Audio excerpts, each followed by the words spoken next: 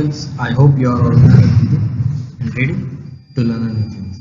So my name is Palak Patel. I am working in the Mahatma Gandhi Institute of Technical Education and Research Center, Navsari, in Civil Engineering Department. I am going to teach you the subject is Earthquake Engineering. Okay. In this subject, we will learn Module 2, Class A. ये पूरा lecture Hindi में है, ठीक है।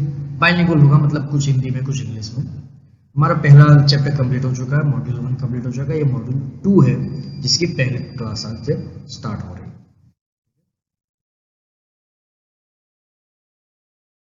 है। देख ले, देखिए यहाँ जो चैप्टर का नाम है, मॉड्यूल का नाम है, वो है फंडामेंटल्स। मतलब हमें यहाँ फंडामेंटल समझना है।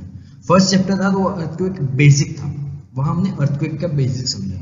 अब यहाँ क्या हो रहा है, हमें फंडामेंटल समझना है। किस चीज का फंडामेंटल? अर्थक्वेक का जो वाइब्रेशन है वो बिल्डिंग पे कैसे इफेक्ट करता है, उसके फंडामेंटल हमें समझना है, ठीक है। तो सबसे पहला टॉपिक है बेसिक डेफिनेशन। फर्स्ट टॉपिक हमारा है बेसिक डेफिनेशन। तो सबसे पहली डेफिनेशन है वाइब्रेशन एंड। ये क्या होता है वाइब्रेशन ऑफ ऑसिलेशन? वाइब्रेशन मतलब कुछ शेप होना, किसी भी चीज की, किसी भी सिस्टम की ऑसिलेशन और रेसिप्रोकेटिंग मूवमेंट होती है। किसी भी बॉडी की, किसी भी सिस्टम की ऑसिलेटिंग या रेसिप्रोकेटिंग मूवमेंट होती है, उसे हम वाइब्रेशन कहते हैं। अब यहाँ ये क्वेश्चन हो रहा है कि ऑसिलेशन और रेसिप्रोकेटिंग ये दोनों क्या होता है?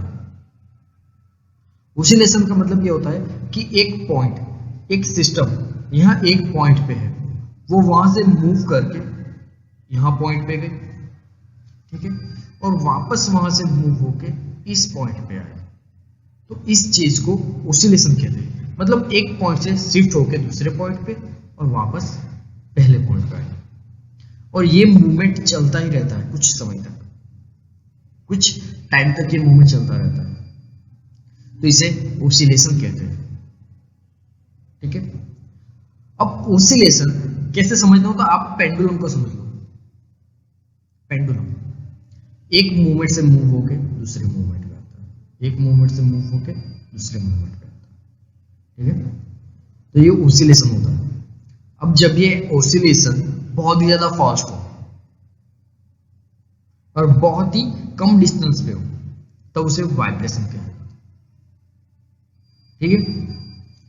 ऑसिलेशन और वाइब्रेशन समझ लिया आपने। Free vibration and force vibration. Free vibration and force vibration. Free vibration का मतलब क्या होता है? फ्री वाइब्रेशन मतलब क्या कि कोई सिस्टम है, मेरे पास एक सिस्टम है। सिस्टम का मतलब ये समझ लो कोई बिल्डिंग है। चलो बिल्डिंग नहीं समझना है तो आप ये समझ लो कि मेरे पास कोई इक्विपमेंट है, किसी तरह का कोई सिस्टम है मेरे पास। अब वो सिस्टम कोई भी फोर्स लगाए बगैर, मैंने उस सिस्टम पे कोई फोर्स नहीं लगाया, फिर भी वो वाइब्रेशन कर रही है विदाउट फोर्स, राइट। ऐसे सिस्टम को बोलते हैं फ्री वाइब्रेशन। अब फ्री वाइब्रेशन कैसे होता है? तो वो इन्फ्लुएंस हो जाती है किसी फोर्स की वजह से, जो होता है सिस्टम का अपना फोर्स। मतलब मैंने कोई फोर्स नहीं लगाया सिस्टम के ऊपर, सिस्टम अपने ही फोर्स से वाइब्रेट करना स्टार्ट कर देता है, तो उसे फ्री वाइब्रेशन कहते हैं, राइट। अब इसे और डिटेल में समझना हो तो कि कोई सिस्टम अपने आप वाइब्रेट नहीं करती, अपने आप तो वाइब्रेट नहीं करती। मैंने किसी सिस्टम पे एक बार फोर्स लगा दिया, ठीक है, मैंने उस पर एक बार फोर्स लगा दिया, फिर भी वो सिस्टम एक बार की जगह कई बार वाइब्रेट कर जाती है। पेंडुलम पे मैंने एक बार फोर्स लगा दिया, चलो मैंने पेंडुलम पे एक बार फोर्स लगा दिया, पेंडुलम मूव हो गया, एक पोजीशन पे गया, मैंने वहां से छोड़ दिया, मैंने जो फोर्स लगाया था वो रिलीज कर दिया मैंने, अब उसके ऊपर कोई फोर्स नहीं है, फिर भी पेंडुलम वाइब्रेट होता रहता है, वो ऑसिलेशन होता रहता है कुछ समय तक, राइट। तो अब जो फोर्स हटाने के बाद वो वाइब्रेट होता है, ऑसिलेशन होता है, उसे फ्री वाइब्रेशन कहते हैं। अपने ही वेट की वजह से वो वाइब्रेशन होता रहता है। अब फोर्स वाइब्रेशन क्या हुआ कि मैंने किसी सिस्टम पे फोर्स लगा दिया और उसका वाइब्रेशन हुआ, तो वो फोर्स वाइब्रेशन है। ठीक है। अब नेचुरल फ्रीक्वेंसी, नेचुरल फ्रीक्वेंसी समझते हैं। तो नेचुरल फ्रीक्वेंसी क्या होता है कि यहाँ फ्री वाइब्रेशन हो रहा है, सिस्टम फ्री वाइब्रेशन में है और वो वाइब्रेशन किसी फ्रीक्वेंसी के तहत हो रहा है, मतलब कुछ फ्रीक्वेंसी मिल रही है उस वाइब्रेशन की मुझे, तो उसे नेचुरल फ्रीक्वेंसी कहते हैं। समझ में आ रहा है? मतलब हर सिस्टम की अपनी एक नेचुरल फ्रीक्वेंसी हो रही है और वो फ्रीक्वेंसी कैसे मिल रही है? फ्री वाइब्रेशन की वजह से। मतलब कोई वाइब्रेशन नहीं हो रहा है फिर भी वो वाइब्रेट कर रही है, वो सिस्टम वाइब्रेट कर रही है, उसे बोलते हैं natural frequency. Without any force मुझे कोई फ्रीक्वेंसी मिल रही है, उसे बोलते हैं नेचुरल फ्रीक्वेंसी। नेक्स्ट रेजोनेंस है। तो when the frequency of the existing force is equal to one of the natural frequency of the system, the amplitude of the motion became excessively large. This condition known as resonance.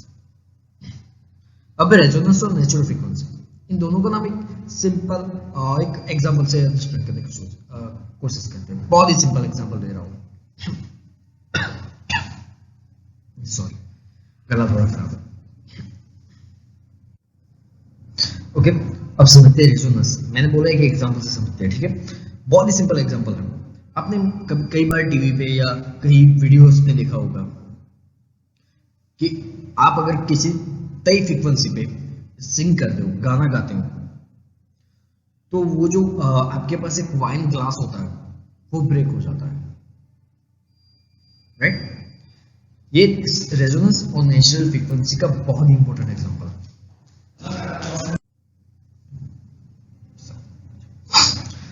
तो वो एक बहुत ही अच्छा example होता है resonance और natural frequency का, बहुत ही अच्छा एग्जांपल है।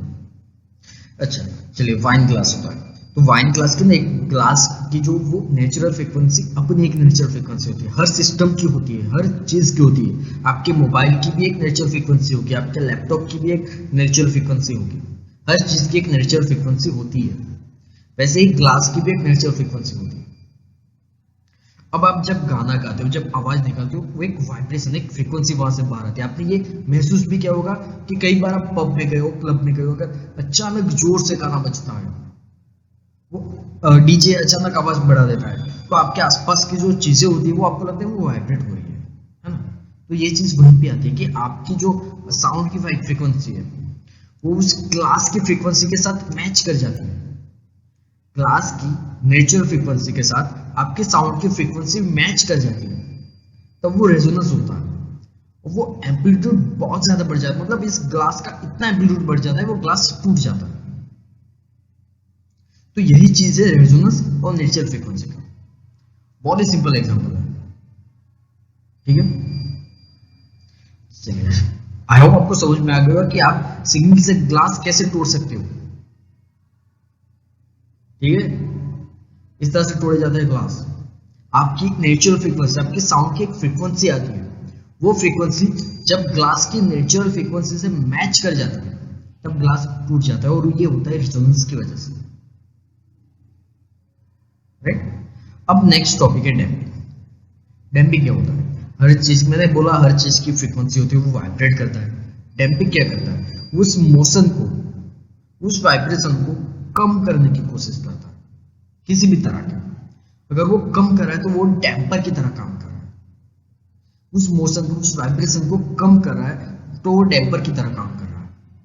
कुछ चीजों में ये डैम्पर्स के तौर पे काम होता है, फ्रिक्शन का काम करते हैं, फ्रिक्शन भी डैम्पर का काम करता है। आप कुछ लिक्विड फ्लूइड उस सिस्टम में फिल कर दोगे, उस सिस्टम के आसपास लिक्विड फ्लूइड भर दोगे, तो वो डैम्पर का काम करेगा। मतलब क्या करेगा? वो उसका जो वाइब्रेशन है उसे कम करेगा। उसे डैम्पिंग बोला जाता है।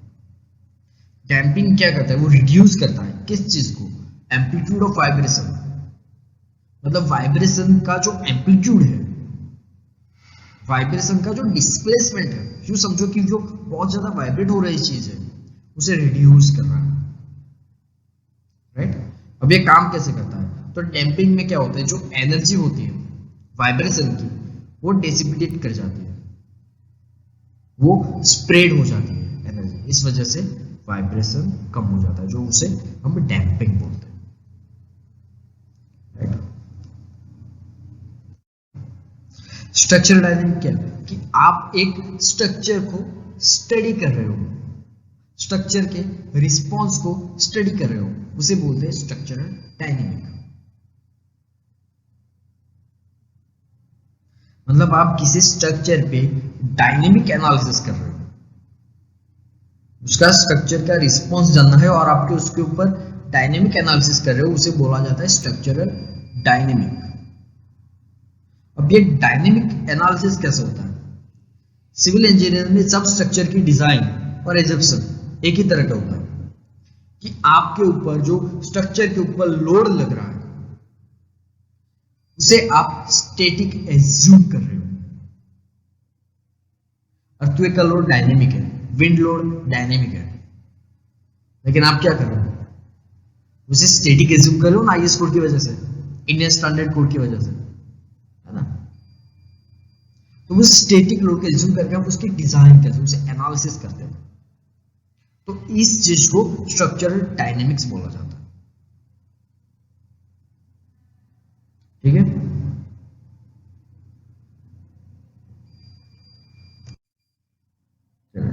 डिटरमिनिस्ट अप्रोच, डिटरमिनिस्ट अप्रोच मतलब क्या होता है कि हम किसी स्ट्रक्चर को एनालिसिस कर रहे हैं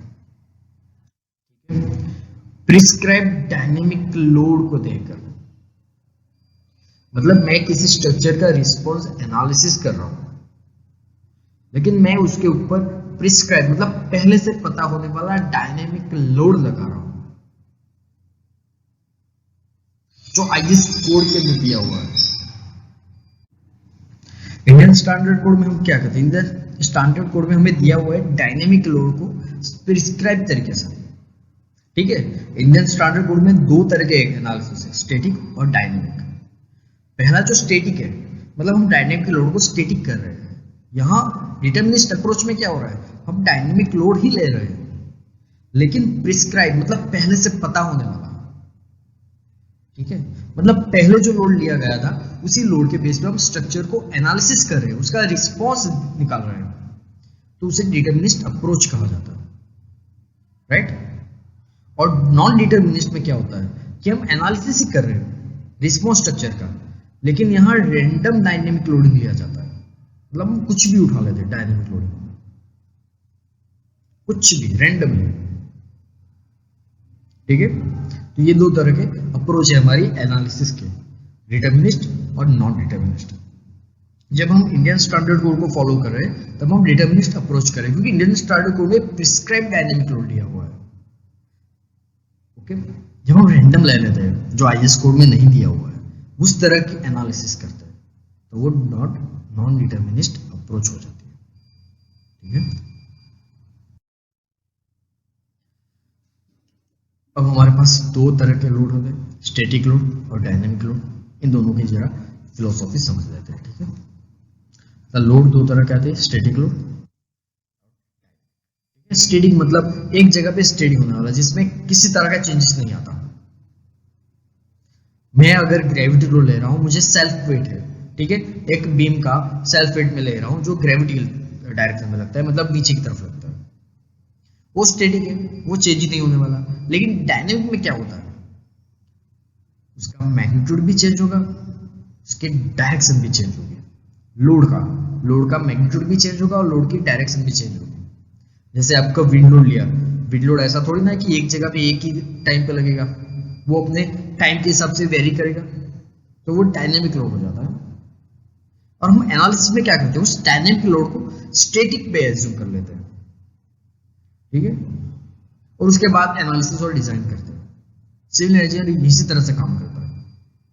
लेकिन यहाँ डायनेमिक को हम प्री डिस्क्राइब भी कर सकते हैं, मतलब पहले से पता होने वाला, इतने साल से लग रहा है अभी भी इतना ही लगेगा इस बिल्डिंग पे, ठीक है, ये प्री डिस्क्राइब हो।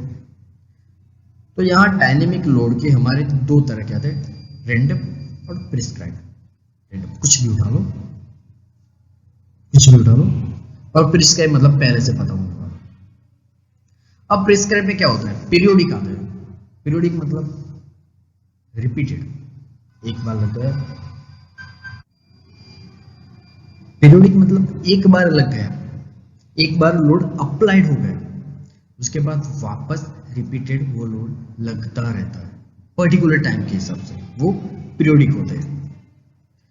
वो पीरियोडिक में आते हैं हार्मोनिक, पीरियोडिक में आते हैं हार्मोनिक, मतलब इस तरह का लोड। अब ऐसा सोच लो ना, ये एम्पलीट्यूड टाइप का, मतलब यहाँ ज्यादा लग रहा है, यहाँ ज्यादा लग रहा है, पर टाइम के हिसाब से ये हार्मोनिक हो जाता है। नॉन हार्मोनिक मतलब कुछ भी, ये इस तरह का लोड अचानक पैसा मिलने लगता। देखिए ये फ्रीक्वेंसी ड्रॉ कर रहा हूं मैं लोड की पर टाइम के हिसाब से, है ना। उसके बाद आता है नॉन पीरियोडिक, मतलब एक बार लग गया उसके बाद लगेगा नहीं लगेगा, कोई डिफरेंस नहीं। ट्रांसिएंट और इम्पल्सिव, तो ये लोड के टाइप्स है, स्टैटिक लोड और डायनेमिक। आपको बस ये समझना है कि स्टैटिक लोड क्या होता है और डायनेमिक लोड क्या होता है। रैंडम और प्रिस्क्राइब ज्यादा डिटेलिंग हो गई, ठीक है। आप अर्थक्वेक डायनेमिक है, हम उसे क्या करते हैं, स्टैटिक में कन्वर्ट करते हैं और एनालिसिस करते हैं, उसके बाद डिजाइन भी करते हैं। अब यहाँ देखिए स्टैटिक लोड कौन कौन से, डेड लोड है, इम्पोज लोड है, फ्लोर फिनिश है, स्नो लोड है और लाइव लोड, ये सारे स्टैटिक है, ये सारे स्टैटिक है। डायनेमिक लोड कौन से आएंगे, wind load, moving load, machine load, impact and blast load, ये डायनेमिक है। विंड लोड चेंज होता रहेगा। मूविंग लोड मतलब मूव होने वाला लोड, यहाँ हम ब्रिज के ऊपर व्हीकल एज्यूम कर सकते हैं, व्हीकल मूव होता है ना, तो मूविंग लोड हो गया, ठीक है।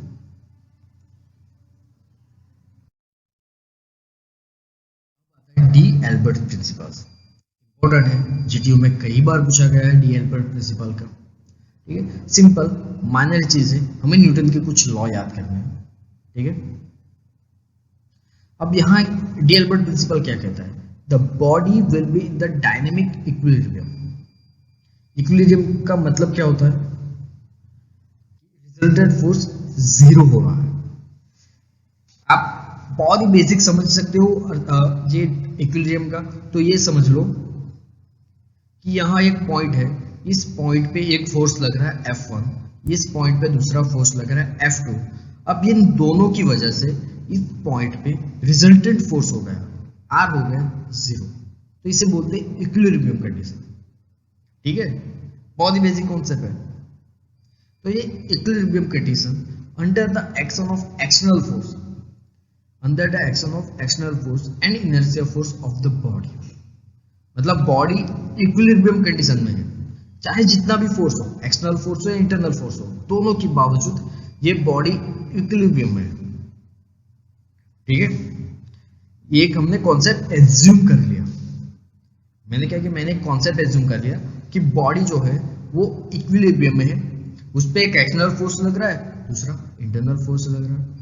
अब बॉडी के कुछ कंडीशन है, जैसे कि बॉडी का मास जो है वो m है, वाइब्रेशन हो रहा है, उसका एक्सेलरेशन स्मॉल है, और जो एक्सटर्नल फोर्स है वो F है। मेरे पास इतनी सिस्टम है, मतलब मेरे पास एक सिस्टम है, एक बॉडी है जिसका मास m है, उसका जो मूवमेंट हो रहा है, एक्सेलरेशन हो रहा है वो a है, और उसके ऊपर फोर्स लग रहा है F, ठीक है। इतना सिस्टम मुझे एज्यूम करना था, मैंने एज्यूम कर लिया। अब यहाँ न्यूटन का सेकंड लॉ आता है, action has always opposite reaction, equal and opposite reaction, every action has equal and opposite reaction, ये न्यूटन का लॉ है, ठीक है। मतलब यहाँ क्या हो रहा है, फोर्स लग रहा है, उसमें से माइनस r मतलब फ्रिक्शन, जो रिजल्ट निकाल रहा हूं मैं, फ्रिक्शन निकाल रहा हूं, F एक्सटर्नल फोर्स है, R क्या है माइनस r, मतलब फोर्स इस तरफ लगेगा उस हिसाब से इस तरफ रिजल्टेंट भी लगेगा, ठीक है। इतना F minus r is equal to m into A, mass into acceleration, right. ये हुआ मेरा एक equation, F minus R is equal to M A, force minus resultant is equal to mass into acceleration, ठीक है।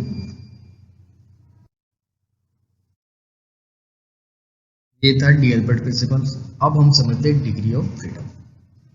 Degree of freedom मतलब क्या, कि मेरे पास एक बॉडी है, उस बॉडी का तो एक्स डायरेक्शन में मूव होगी, या तो वाई डायरेक्शन में, या तो जेड डायरेक्शन में। इन तीनों डायरेक्शन में बॉडी मूव होगी। और अगर उससे रोटेशन भी होना है तो वो एक्स एक्सिस पे रोटेशन होगी, वाई एक्सिस पे रोटेशन होगी और जेड एक्सिस पे रोटेशन होगी। मतलब मेरी एक बॉडी की 3 डायरेक्शन में मूवमेंट आ रही है, एक्स, वाई और ये हो गई जेड, ठीक है। 3 डायरेक्शन में मूवमेंट आ रही है। सेम उसका रोटेशन भी 3 डायरेक्शन में हो रहा है, एक्स डायरेक्शन में, वाई डायरेक्शन में और जेड डायरेक्शन में। तो मुझे 6 डिग्री ऑफ फ्रीडम मिल रहे हैं यहाँ एक बॉडी के, ठीक है। ये एक बॉडी है, एक पॉइंट में एज्यूम करा, उस पॉइंट में मुझे 6 डिग्री ऑफ फ्रीडम मिल रहा है। मुझे किसी स्ट्रक्चर का एनालिसिस करना है, इस बॉडी का एनालिसिस करना है, ठीक है। तो मैं उस बॉडी को 3 पार्ट में डिवाइड कर रहा हूं। पहला है single degree of freedom, multi degree of freedom और कंटिन्यूस सिस्टम, ठीक है। अब डिग्री ऑफ फ्रीडम किस बेस पे डिफाइन होते हैं वो देख लेते हैं। सो single degree of freedom, if single coordinate is sufficient to define any instant of time as a position of the mass of the system is referred to as single degree of freedom system। मतलब उस body का मुझे analysis करना है।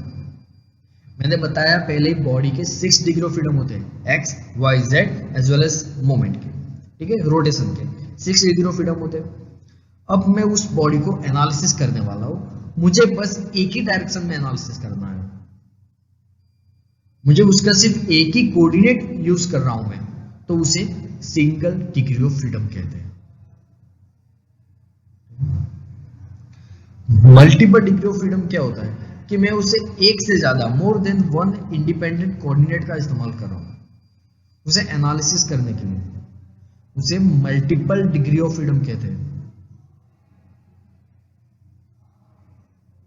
Right. अब इसमें भी आता है, अगर 3 कोऑर्डिनेट चाहिए मुझे, 3 इंडिपेंडेंट कोऑर्डिनेट चाहिए तो 3 डिग्री ऑफ फ्रीडम बोलते हैं, राइट। वैसे ही elastic rod multiple degree of freedom होता है। ये भी चीज कि मुझे किसी सिस्टम को एनालिसिस करना है, मुझे कितनी डिग्री चाहिए, वहां पे कितनी डिग्री की फ्रीडम मैं ले रहा हूं, उस हिसाब से उस सिस्टम को डिफाइन किया जाता है। कंटिन्यूस सिस्टम क्या है, मतलब एक बीम है, उसकी मुझे कोई फ्रीडम नहीं मिल रही है, मतलब एक्स, वाई, जेड किसी भी डायरेक्शन की फ्रीडम नहीं मिल रही है, लेकिन वो कंटिन्यूस है। मैं उसका जो लोड है, उसका जो एनालिसिस है, वो पर लेंथ में डिवाइड कर रहा हूं, तो उसे कंटिन्यूस सिस्टम बोला जाता है, ठीक है। तो ये थी डिग्री ऑफ फ्रीडम। ओके, तो फर्स्ट लेक्चर में हमने कर लिया डिग्री ऑफ फ्रीडम। अब यहां से स्पेशल टॉपिक स्टार्ट हो गए, थोड़ा ध्यान देता हूँ, स्लो जाएंगे, ओके, क्योंकि यहाँ थोड़े मैथमेटिकल स्टेप आते हैं, थोड़े एजम्पशन आते हैं, ठीक है। चलिए, तो हम नेक्स्ट लेक्चर में स्टार्ट करेंगे free vibration of single degree of freedom system. यहाँ तक हमने कर लिया है, तो नेक्स्ट लेक्चर में मिलते हैं। Till then, goodbye and take care.